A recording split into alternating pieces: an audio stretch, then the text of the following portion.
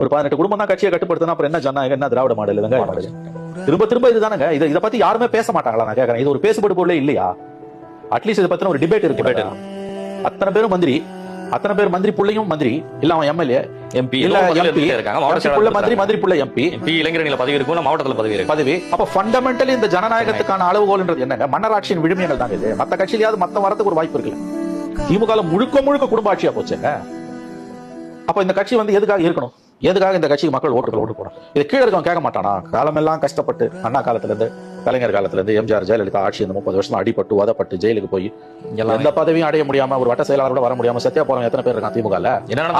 அவனுக்காக யார் பேசுறது? அந்த கட்சிக்காரனுக்காக நீ யார் அதை பத்தி பேசுறது? என்ன கேட்கறான்? ஏன்டா நான் பேசக்கூடாதா? ஒரு பிரஜையா நான் பேசுறேன். உனக்கு நிறைய எலெக்ஷன் ஓட்டு போட்டிருக்கேன், 3 எலெக்ஷன் உங்களுக்கு தான் ஓட்டு போட்டேன். அந்த உரிமையில கேட்கறேன்னு வச்சுக்கோங்க.